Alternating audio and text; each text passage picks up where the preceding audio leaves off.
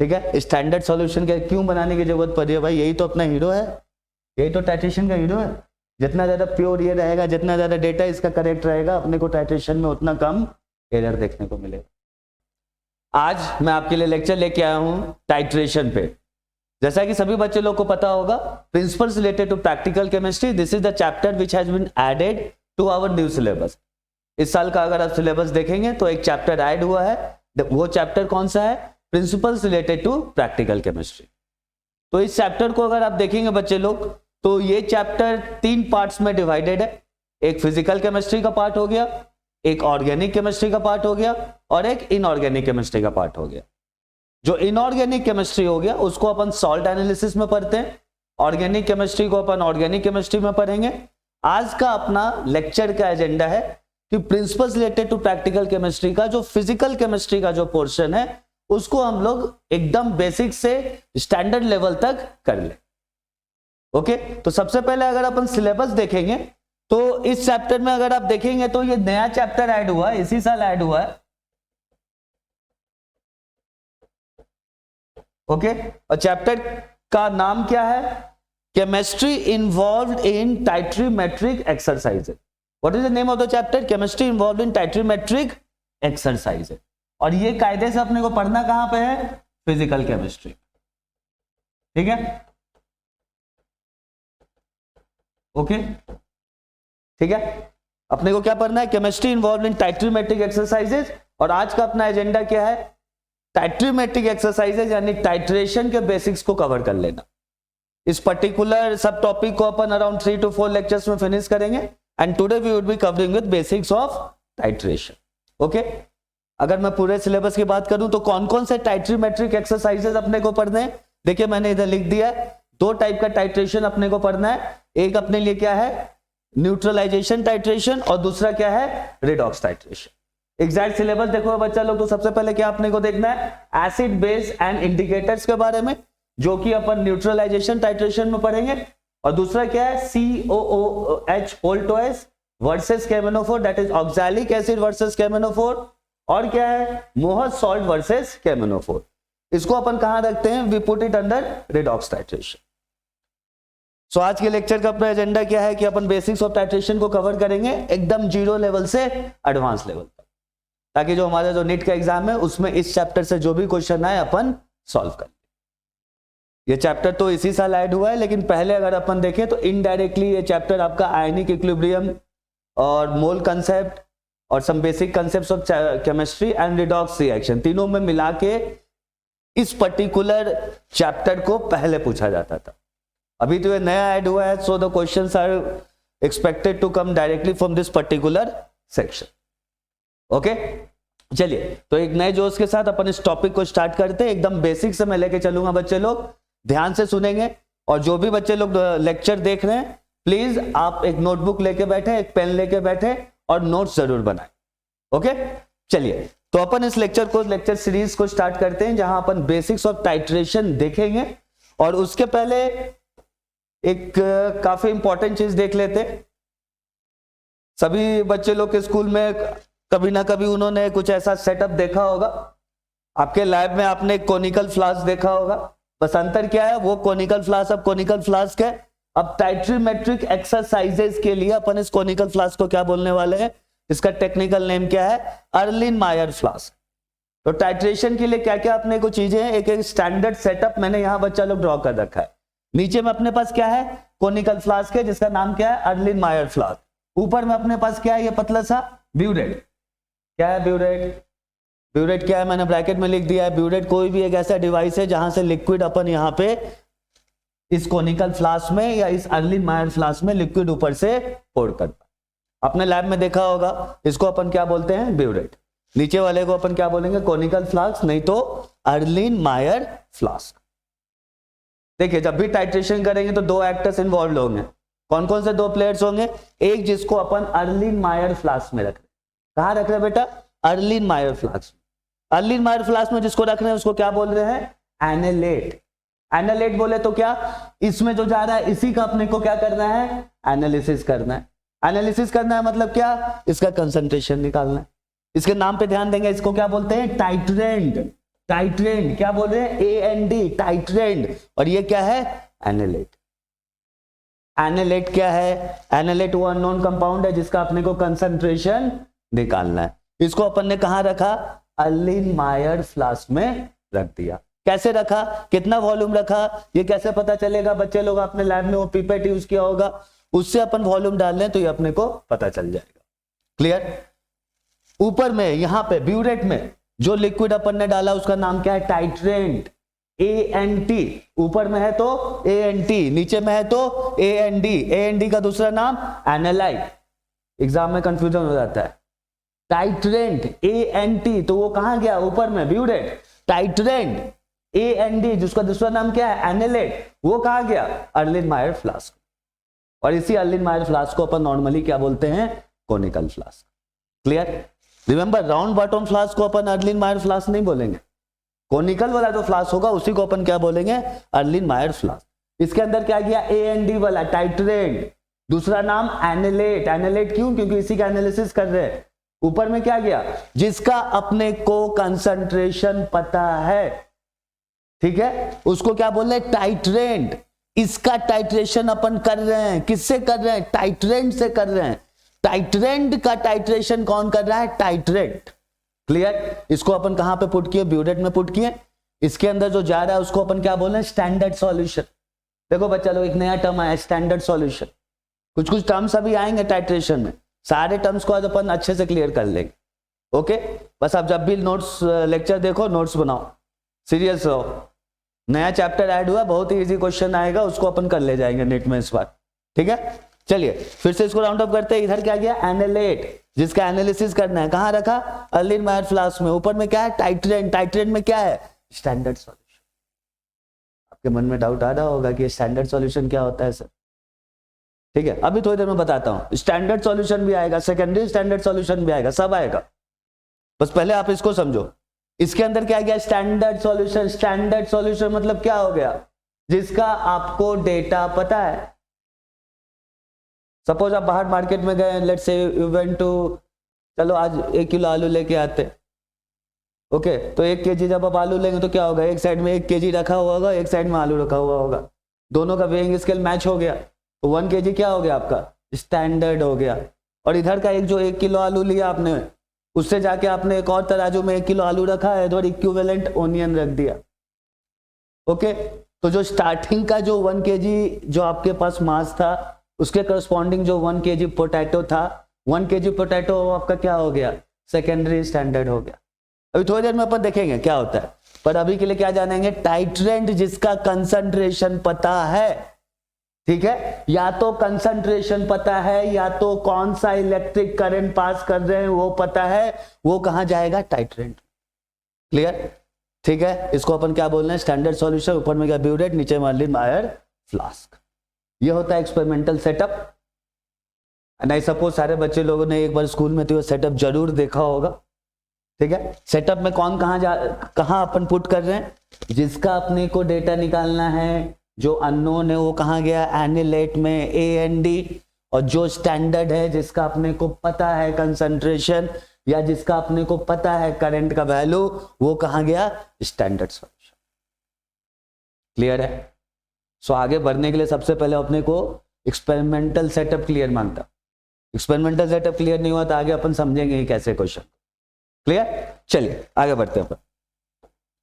Next देखिए, next इस पूरे चैप्टर में टाइट्रेशन में मैं पूरा जो सिलेबस में है उसको उसी पे फोकस करने वाले हैं। इधर उधर की चीजें पढ़ने का कोई मतलब नहीं। सिलेबस में क्या लिखा है, टाइट्रीमेट्रिक एक्सरसाइजेज।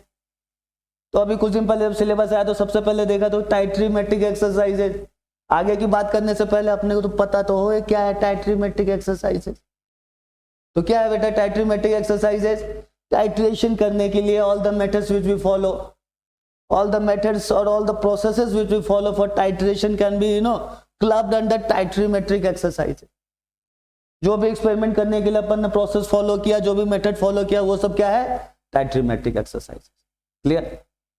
ठीक है, तो टाइट्रीमेट्रिक एक्सरसाइजेस क्या है, टाइट्रेशन के मेथड्स को अपन टाइट्रीमेट्रिक एक्सरसाइजेस बोल दी। क्लियर। इसमें अपन क्या कर रहे हैं, एग्जैक्ट मेजरमेंट कर रहे हैं।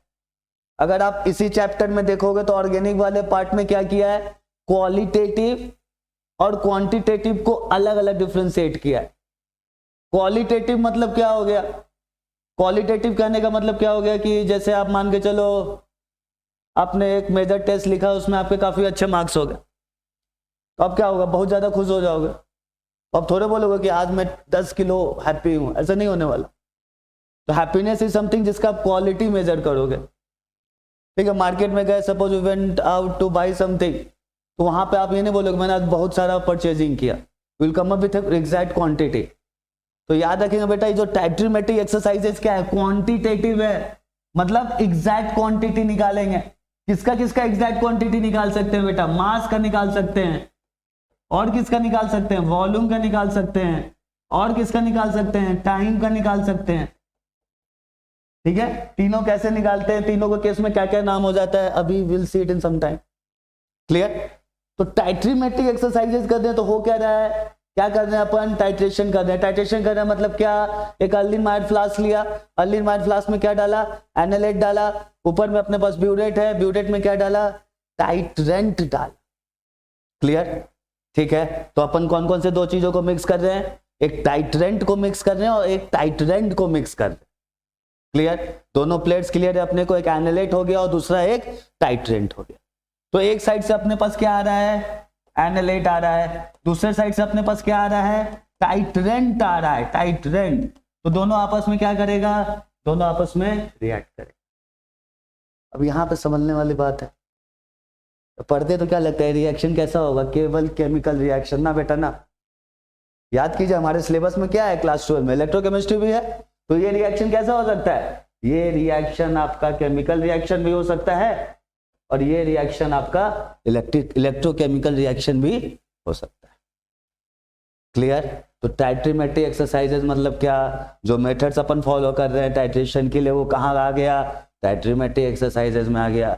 टाइट्रीमेट्रिक एक्सरसाइज में कौन से दो प्लेयर्स होंगे, एक टाइट्रेंट होगा, एक टाइट्रेंट होगा, AND वाला नीचे अर्लीनमायर फ्लास्क में। क्लियर। तो दोनों करेंगे आपस में रिएक्ट। रिएक्शन कैसा होगा, या तो केमिकल हो या तो इलेक्ट्रोकेमिकल। इलेक्ट्रोकेमिकल वाला बेटा यहां नहीं पढ़ना है, लेकिन इलेक्ट्रोकेमिस्ट्री वाले चैप्टर में अपने को पढ़ना है। क्लियर है ये चीज। ओके, तो नेचर ऑफ रिएक्शन वाली बात आपको समझ में आ गई। हो क्या रहा है, टाइट्रेंट ANT किससे रिएक्ट कर रहा है, AND से, सॉरी। तो होगा क्या, टाइट्रेंट कंज्यूम हो जाएगा। कौन कंज्यूम करेगा टाइट्रेंट को, एनालेट। एनालेट का दूसरा नाम क्या है, टाइट्रेंट, AND। सपोज सभी को क्लियर होगा। टाइट्रीमेट्रिक एक्सरसाइजेज मतलब क्या हो गया, टाइट्रेशन करने के लिए जो जो अपन कर रहे हैं, those all things will be called titrimetric exercises. ये कैसा एक्सरसाइज है, क्वालिटेटिव है कि क्वांटिटेटिव है, ये क्या है, क्वांटिटेटिव है। मास मेजर कर रहे हैं, वॉल्यूम मेजर कर रहे हैं, टाइम मेजर कर रहे हैं। ओके, नेचर ऑफ रिएक्शन कैसा हो सकता है, केमिकल इलेक्ट्रोकेमिकल दोनों हो सकता है। ओके, होगा क्या, टाइट्रेंट को कौन कंज्यूम करेगा, क्लियर है। आई थिंक सभी को अभी तक तो क्लियर होगा। थोड़ा सा और आगे अपन नेक्स्ट देखिए। अभी मैंने आपको बताया ना क्या क्या मेजर कर सकते हैं अपन, मास मेजर कर सकते हैं, और क्या मेजर कर सकते हैं, वॉल्यूम मेजर कर सकते हैं, और क्या मेजर कर सकते हैं, टाइम मेजर कर सकते हैं। आई थिंक बच्चे लोग आपको पता होगा I इक्वल टू क्या होता है, Q/T। करंट आपको पता रहेगा, I बोले तो क्या करंट। टाइम अपन मेजर करेंगे तो क्या, चार्ज अपने को पता चल जाएगा, क्या चार्ज क्या होता है, I × T। क्लियर। तो टाइट्रेशन में अपन मेजर क्या कर रहे हैं, ठीक है। सिलेबस देखो तो ऐसा नहीं लिखा, बस टाइट्रीमेट्रिक एक्सरसाइजेज। तो टाइट्रीमेट्रिक एक्सरसाइजेज में अपन क्या क्या मेजर कर सकते हैं बेटा, मास मेजर कर सकते हैं। जो मास मेजर करेंगे तो क्या बोलेंगे उसको, ग्रेविमेट्रिक टाइट्रेशन। क्लियर। मास तो ग्रेविमेट्रिक टाइट्रेशन।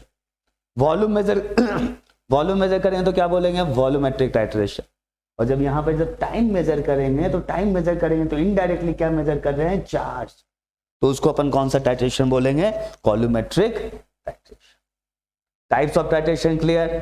टाइट्रीमेट्रिक एक्सरसाइजेस क्या होता है देख लिया, एक्सपेरिमेंटल सेटअप क्या है देख लिया, टाइप्स ऑफ टाइट्रेशन में क्या मेजर कर रहे हैं उसी के हिसाब से अपना नाम आ रहा है।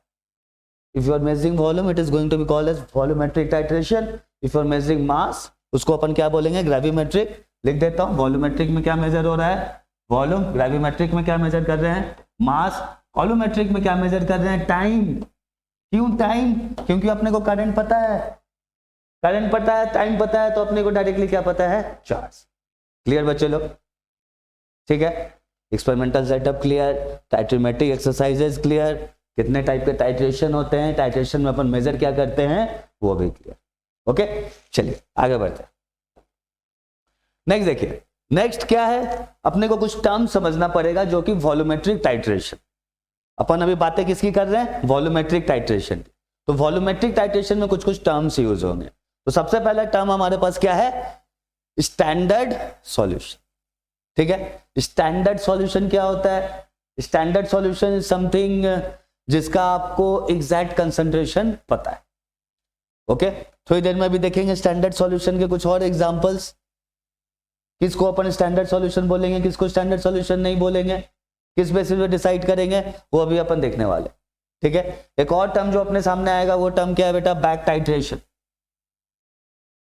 ठीक है, सबसे पहला क्या है, स्टैंडर्ड सॉल्यूशन। स्टैंडर्ड सॉल्यूशन मतलब क्या हो गया, इसका कंसंट्रेशन अपने को पता है और ये स्टैंडर्ड है। स्टैंडर्ड बोले तो क्या है, मतलब अगर इसका वैल्यू आप देखो तो मान के चलो कोई एरिया ऐसा है जहां पे ह्यूमिडिटी ज्यादा है, कोई एरिया ऐसा है जहां पे ह्यूमिडिटी कम है, तो दोनों जगह वैल्यू सेम होना चाहिए। जहां से इक्वेटर पास कर रहा है वहां सनरेज ज्यादा आएंगे, वहां टेम्परेचर ज्यादा होगा। तो ऐसा नहीं है कि अपन ने कोई एक ऐसा सॉल्यूशन ले लिया जिसके पैरामीटर्स लेट्स से इक्वेटर और ट्रॉपिक ऑफ कैंसर पे बदल रहा है, तो क्या वो स्टैंडर्ड सॉल्यूशन होगा, नहीं। क्लियर, दिल्ली से 1 kg आपने आलू लिया, लेट्स से कोटा से आपने 1 kg लिया, रांची से आपने 1 kg लिया, सब जगह 1 kg का जो वैल्यू होगा वो तो सेम होगा। ओके, तो उसको अपन क्या बोल दिए, स्टैंडर्ड सॉल्यूशन बोल दिए। नेक्स्ट हमारे पास क्या आया, back titration. Okay, back titration मतलब क्या होगा, टाइट्रेशन कर रहे हैं तो दो लोग इन्वॉल्व है। कौन से दो लोग इन्वॉल्व है, एक एनालेट है और दूसरा क्या है, टाइट्रेंट, ANT। दोनों आपस में क्या करेंगे, रिएक्ट करेंगे। तो मान के चलो दोनों के बीच का रिएक्शन काफी स्लो है। क्या है, किसके किसके बीच का रिएक्शन स्लो है, टाइट्रेंट और टाइट्रेंट के बीच का रिएक्शन स्लो है। ठीक है, तो उस केस में अपने को क्या करना पड़ेगा, बैक टाइट्रेशन करना पड़ेगा। ये भी हो सकता है कि अपना जो स्टैंडर्ड सॉल्यूशन है वो स्टेबल ही नहीं है, तो उस केस में क्या करना पड़ेगा, बैक टाइट्रेशन करना पड़ेगा। क्लियर है, उस केस में क्या करना पड़ेगा, बैक टाइट्रेशन। क्लियर, ठीक है। हो क्या रहा है, देखो एक एग्जांपल देखते हैं। ये क्या है मेरा, अभी बताया था, ये कौन सा फ्लास्क है, नाम याद है, अर्लिनमायर फ्लास्क है ये। क्लियर, इसके अंदर अपन ने क्या रखा है, फॉस्फेट रखा है। फॉस्फेट का क्या फॉर्मूला होता है, PO4 3-। क्या आपने को बताना है, ये क्या है, याद कीजिए, इसी को अपन क्या बोल रहे थे, एनालेट बोल रहे थे। क्या याद आया, नीचे था तो क्या होगा, टाइट्रेंट है क्या। ठीक है, ऊपर में इसको किसके साथ टाइट्रेट कर रहे हैं, AgNO3 का सॉल्यूशन। याद रखेंगे बेटा लोग, ऑल नाइट्रेट्स आर सॉल्युबल, दुनिया का हर नाइट्रेट पानी में घुल जाएगा। क्लियर, तो AgNO3 का क्या होगा, सॉल्यूशन मिलेगा, उसको ऊपर से अपन ने डाल दिया, इसका नाम क्या हो गया, टाइट्रेंट। क्लियर, नाइट्रेट के बारे में बता रहा हूं, एक और साइड में बता देता हूं बच्चा लोग, दुनिया का हर नाइट्राइट भी सॉल्युबल होगा, एक को छोड़ के। इसके बाद मैं सॉल्ट एनालिसिस पे लेक्चर लेके आऊंगा तो वहां आपको बताऊंगा, दुनिया का हर नाइट्राइट सॉल्युबल, एक को छोड़ के। एक को कौन सा, किसको छोड़ के, AgNO2 को। खैर, ऊपर से अपन ने क्या डाला, AgNO3, और नीचे क्या है, फॉस्फेट है। AgNO3 में Ag पे कितना चार्ज है, +1, तो Ag पे चार्ज है +1, तो क्या करेगा Ag +1 आया, फॉस्फेट पे कितना चार्ज आया, 3-, तो 3- को कितना प्लस चाहिए, 3+ चाहिए, 3Ag+, दोनों मिलके क्या बना देगा, सिल्वर फॉस्फेट का PPT। ये रिएक्शन हौले हौले होता है, धीरे धीरे। ठीक है, जब धीरे धीरे होगा तो क्या करना पड़ेगा, रिएक्शन क्या हो गया, एनालेट और टाइट्रेंट के बीच स्लो हो गया, तो क्या करना पड़ेगा अपने को, बैक टाइट्रेशन करना पड़ेगा।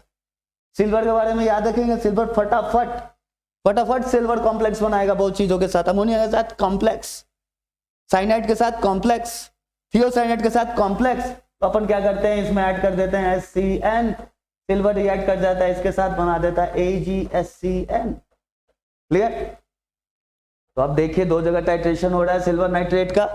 सिल्वर नाइट्रेट कहां कहां जा रहा है, एक बार फॉस्फेट के साथ, एक बार HCN के साथ, तो इसी को अपन क्या बोल दिए, बैक टाइट्रेशन। क्लियर, दोनों टर्म्स क्लियर है बेटा। Standard solution, back titration. कब करते हैं अपन बैक टाइट्रेशन? जब एनालेट और टाइट्रेंट के बीच का रिएक्शन क्या हो, काफी स्लो, नहीं तो स्टैंडर्ड सॉल्यूशन कैसा हो, it is lacking stability. Okay, clear, perfect. अभी तक आगे बढ़े, चलिए आगे बढ़ते हैं। नेक्स्ट देखिए, टाइट्रेशन करोगे तो दो टर्म समझ से आएंगे। कौन कौन से दो टर्म? एक तो हो गया एंड पॉइंट। क्या होता है एंड पॉइंट? फिर एक क्या आएगा बेटा? Equivalence point. दोनों मैंने लिख रखा है कि एंड पॉइंट एक इक्विवेलेंस। ओके, अगर जिन बच्चों लोगों ने स्कूल में एक्सपेरिमेंट किया होगा तो क्या देखे होंगे उसमें? अर्लिन-मायर फ्लास्क, ठीक है, अर्लिन-मायर फ्लास्क। सपोज मान के चलो ये क्या है, ये हो गया अर्लिन-मायर फ्लास्क। इसके ऊपर अपन ने क्या रखा? पिपेट का एक सेटअप रख दिया, सॉरी ब्यूरेट का एक सेटअप रख दिया। ऊपर से अपन क्या डालेंगे? ऊपर में टाइट्रेंट, और नीचे में क्या रहेगा? टाइट्रेंट। क्लियर, ठीक है। तो जब भी अपन टाइट्रेशन का रिएक्शन करते हैं तो दो पॉइंट्स पे फोकस करते हैं। एक क्या होता है? And point. एंड पॉइंट क्या होता है? जो अपन अपने आंखों से देखते हैं। क्लियर, एंड पॉइंट क्या होगा? जो अपने को अपने आईज से दिखेगा। जब मैं आपको एसिड बेस वाला टाइट्रेशन बताऊंगा तो वहां बताऊंगा कि जब अपन आंखों से कलर चेंज या किसी भी चीज को ऑब्जर्व करते हैं, और खास करके इन volumetric titration, by the nature of default nature of our eyes, pH में 0.5 से 0.5 से लेके 1 का एरर आ जाता है, just because of lack in our eyes. Okay, ठीक है। तो एंड पॉइंट की बात करेंगे तो एंड पॉइंट क्या होता है और इक्विवेलेंस पॉइंट क्या होता है? तो इक्विवेलेंस पॉइंट क्या है बेटा? थ्योरेटिकल पॉइंट है। कौन सा थ्योरेटिकल पॉइंट है? आप लोगों ने मोल कंसेप्ट में जरूर पढ़ा होगा, ग्राम इक्विवेलेंस। इक्विवेलेंस पॉइंट, नाम में ही इक्विवेलेंस है। तो किस चीज का इक्विवेलेंस? मैंने बताया कौन कौन से दो प्लेट है बेटा, एक है एनालेट और दूसरा है टाइट्रेंट। एनालेट को ही क्या बोल रहे थे? टाइट्रेंट। तो इक्विवेलेंट पॉइंट क्या है? जहां पे gram equivalent of titrant is equal to gram equivalent of titrant, उस पॉइंट को अपन क्या बोल रहे हैं? Equivalence point. ये कैसा पॉइंट है? थ्योरेटिकल पॉइंट है। क्या इसको एक्सपेरिमेंट से निकाल सकते हैं? ना, नहीं निकलेगा ये एक्सपेरिमेंट से, तो बस थियरी से निकलेगा। इक्वेशन लगाओ, कौन सा इक्वेशन लगाओ? Gram equivalent of titrant is equal to gram equivalent of,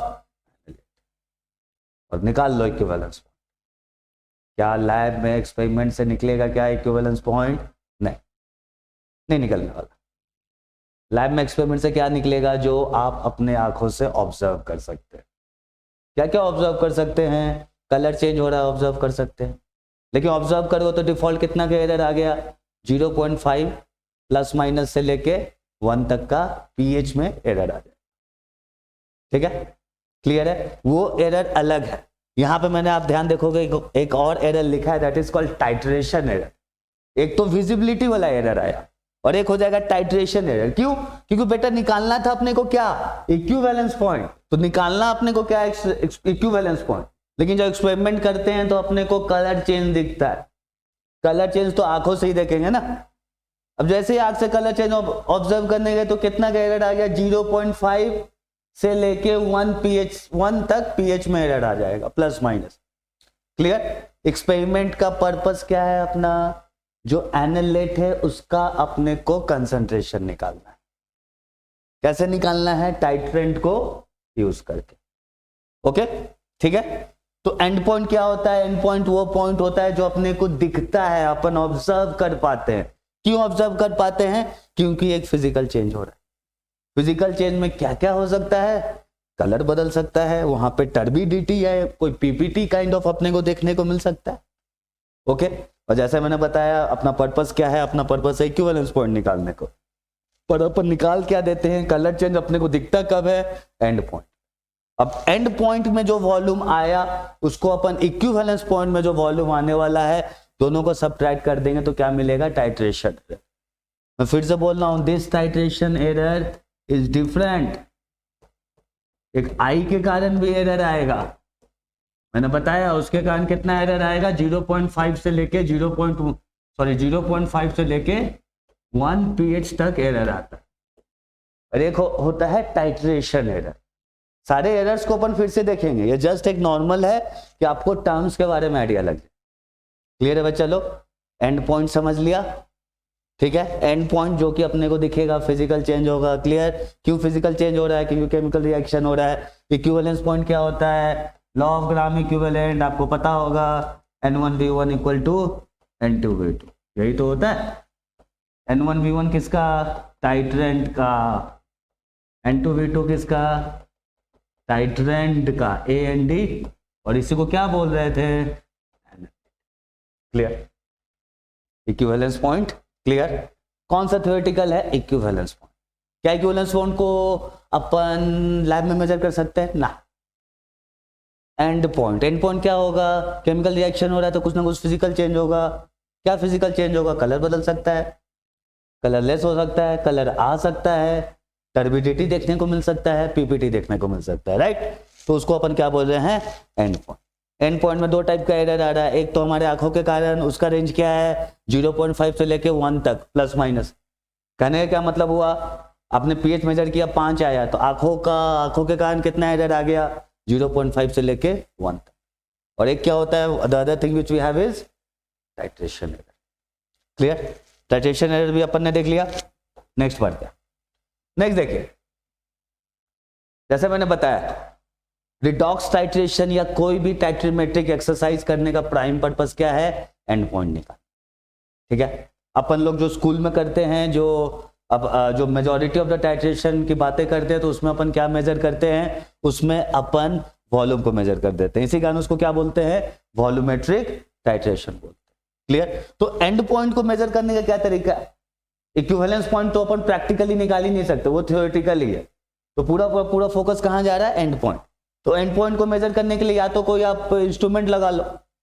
ठीक है? कौन कौन से इंस्ट्रूमेंट लगा सकते हो? कुछ कुछ मैंने लिख दिया है।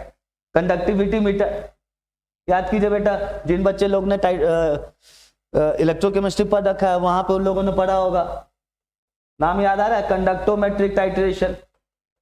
तो कंडक्टोमेट्रिक टाइट्रेशन में अपन क्या मेजर करते हैं? कंडक्टिविटी।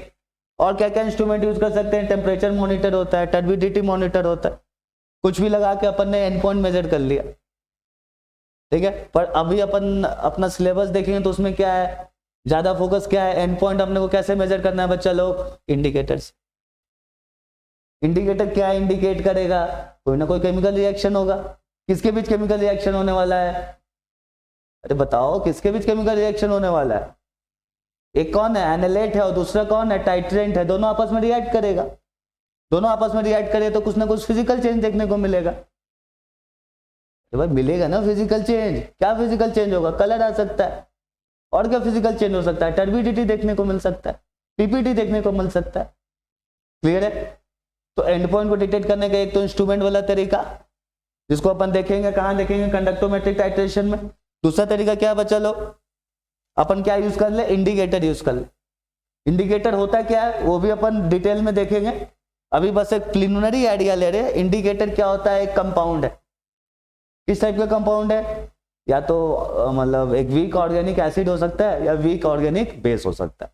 वो डिटेल्स में अपन एसिड बेस टाइट्रेशन या न्यूट्रलाइजेशन टाइट्रेशन में देखेंगे। अभी के लिए अपने को क्या जानना है कि एंड पॉइंट मेजर करने का एक तरीका इंस्ट्रूमेंट वाला, दूसरा तरीका क्या है? कोई भी वीक ऑर्गेनिक कंपाउंड लो, वीक ऑर्गेनिक एसिड लो, वीक ऑर्गेनिक बेस लो, और उसको कहां पे ऐड करो बेटा? यहां पे।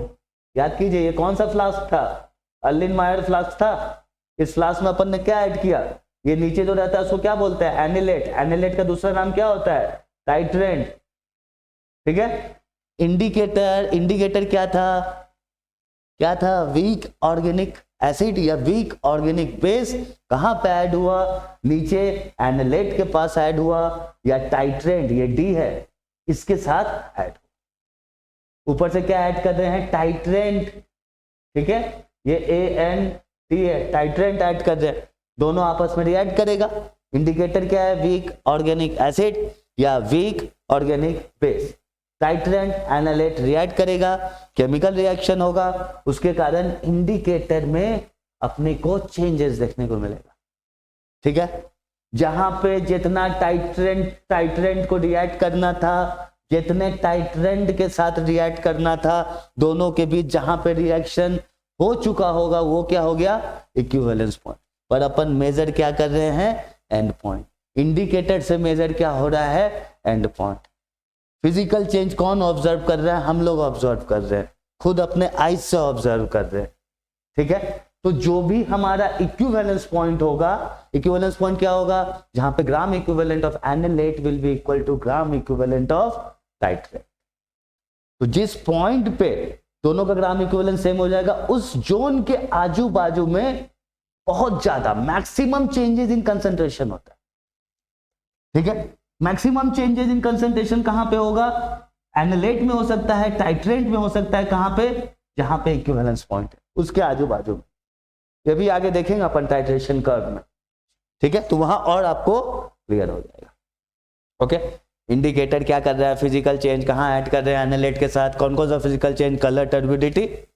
ओके, ठीक है, और सबसे ज्यादा चेंज अपने को कहां पे देखने को मिल रहा है, किसमें चेंज, टाइट्रेट में, नहीं तो एनालेट में, कहां पे, इक्विवेलेंस पॉइंट के आजू बाजू। क्लियर। और इसी चेंजेस के कारण क्या आ रहा है, फिजिकल चेंज, जो कि अपने आईज कैसे ऑब्जर्व कर रहा है, कलर या टर्बिडिटी में चेंज के कारण। क्लियर है बेटा, ये एंड पॉइंट को कैसे मेजर कर रहे हैं, अब देख सकते हैं यहां इंडिकेटर अपना हल्का फुल्का आना स्टार्ट हो गया। ओके, चलिए आगे बढ़ते हैं। नेक्स्ट देखो, नेक्स्ट जैसा मैंने बोला रिडॉक्स, अभी टाइट्रेशन में, टाइट्रीमेट्रिक एक्सरसाइज में सारे टर्म्स देखते हैं। स्टैंडर्ड सॉल्यूशन देखा, बैक टाइट्रेशन देखा। अब यहां पे देखो अपन क्या देखेंगे, primary standard versus secondary standard. इसको पहले समझ लेते हैं, primary standard versus secondary standard क्या है। Primary standard versus secondary standard क्या है, मतलब मान के चलो ये रिमोट है मेरे पास, ये रिमोट मैं बोलता हूँ इसका मास 1 kg है। कितना है इसका मास, 1 kg। ये मेरा प्राइमरी स्टैंडर्ड है। सर्दी हो, धूप हो, बारिश हो, ह्यूमिडिटी ज्यादा हो, कम हो, अर्थ पे ले जाओ, मार्स पे ले जाओ, इसका मास हमेशा कितना, 1 kg। क्लियर, ये क्या हो गया मेरा प्राइमरी स्टैंडर्ड। अब क्या करेंगे, इसको अपन ने मेजर कर लिया इसके साथ, दोनों का मास सेम कर दिया, दोनों को वेइंग स्केल पे सेम कर दिया, तो इसका कितना था 1 kg, तो इसका भी कितना हो गया 1 kg। अब ये मेरा क्या है, हो सकता है कि ज्यादा बारिश हो तो इसमें हल्का फुल्का चेंज हो जाए, ठीक है, ह्यूमिडिटी ज्यादा हो तो इसमें हल्का फुल्का मास में चेंज हो जाए, हो सकता है सनलाइट ज्यादा हो तो इसमें हल्का फुल्का चेंजेस अपने को कंसंट्रेशन में देखने को मिले। इस वाले में ये जो प्राइमरी स्टैंडर्ड था इसमें कुछ ऐसा चेंज देखने को मिल रहा है नहीं, इसका मास कितना था 1 kg, इसके रेफरेंस से मैंने इसका भी मास इक्वल कर दिया 1 kg। अब इसको मैं क्या बोलूंगा, सेकेंडरी स्टैंडर्ड, इसका कितना मास है 1 kg। अब इसको यूज करते हुए सपोज मैं इसका मास निकालना चाहता हूं, ठीक है, अब इन दोनों को भी सेम कर दिया, तो अब इसका भी मास कितना वो हो गया 1 kg। तो ये हमारा क्या हो गया, ये भी हमारा क्या हो गया, सेकेंडरी स्टैंडर्ड हो गया।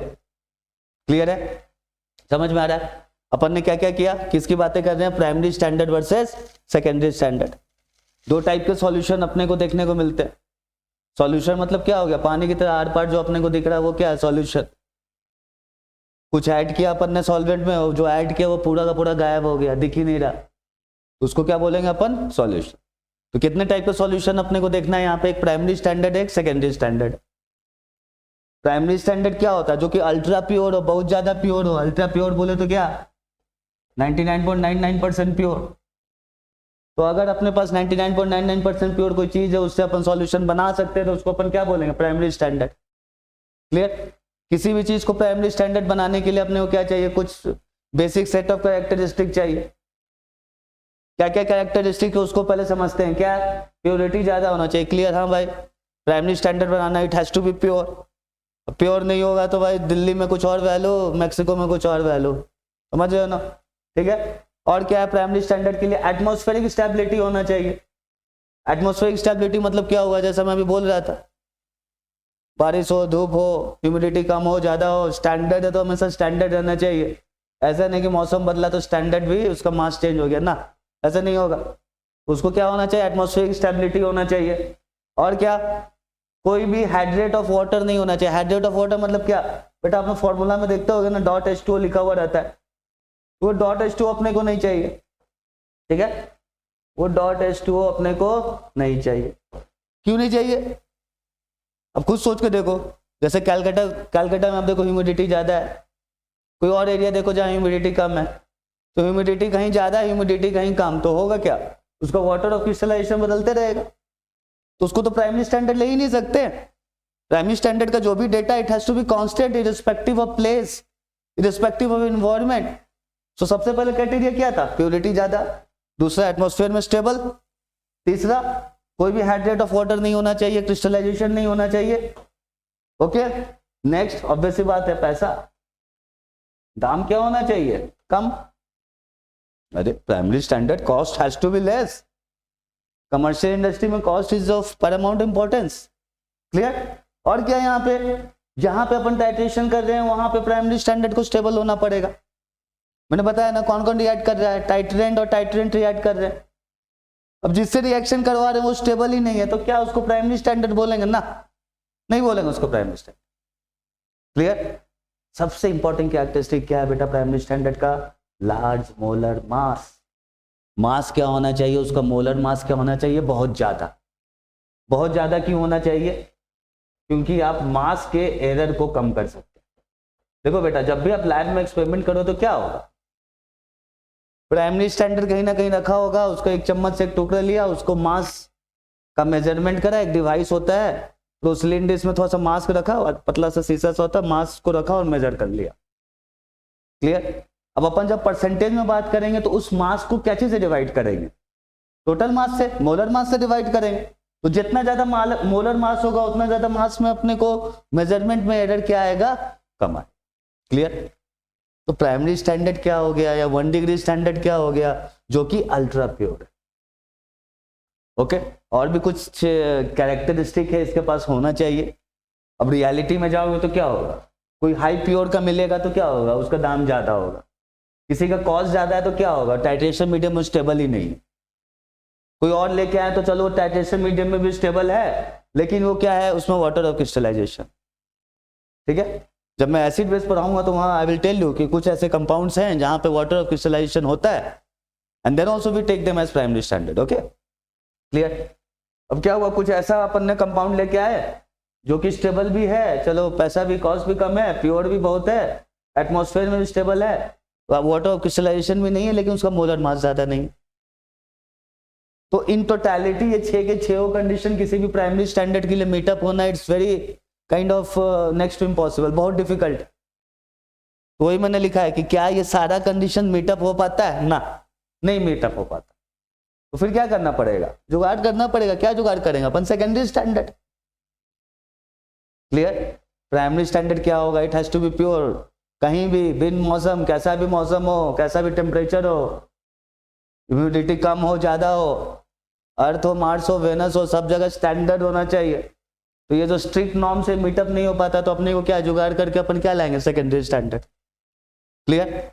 सेकेंडरी स्टैंडर्ड को अपन क्या बोलते हैं, इसको अल्ट्रा प्योर नहीं बोलेंगे, भले ही कम प्योरिटी हो लेकिन उसको एग्जैक्टली अपन डिटरमाइन कर पाएंगे केमिकल एनालिसिस। प्राइमरी स्टैंडर्ड पे कंडीशन डिफॉल्ट लगा अल्ट्रा प्योर, सेकेंडरी स्टैंडर्ड पे ऐसा कोई कंडीशन नहीं है।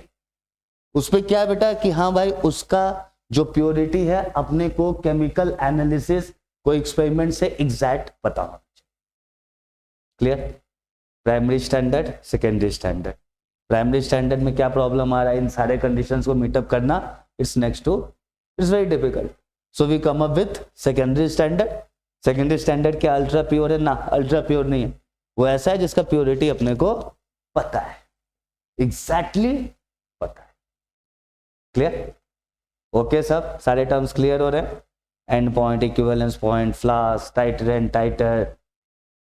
ओके, इंडिकेटर, इंडिकेटर में क्या हो रहा है, इक्विवेलेंस पॉइंट पे सबसे ज्यादा चेंजेस हो रहा है, क्या चेंज हो रहा है, कंसंट्रेशन। किसका कंसंट्रेशन, जो नीचे रखा है टाइट्रेंट और जो ऊपर रखा है टाइट्रेंट, दोनों में एक AND एक A। प्राइमरी स्टैंडर्ड के साथ प्रॉब्लम समझ में आया। ठीक है, मास वाला क्राइटेरिया याद रखेंगे, मास में परसेंटेज एरर कम हो जाएगा अगर मोलर मास होगा ज्यादा। ओके, चलिए नेक्स्ट देखो, स्टैंडर्ड सॉल्यूशन तो अपन ने देख लिया। ठीक है, स्टैंडर्ड सॉल्यूशन कॉस्ट कम, स्टेबल होना चाहिए, एटमॉस्फेरिक स्टेबिलिटी होना चाहिए, लार्ज मोलर मास होना चाहिए। क्लियर। ओके, वो क्या था वो हमारा प्राइमरी स्टैंडर्ड, सेकेंडरी स्टैंडर्ड। आगे अपन बताते हैं स्टैंडर्ड सॉल्यूशन पे आते हैं।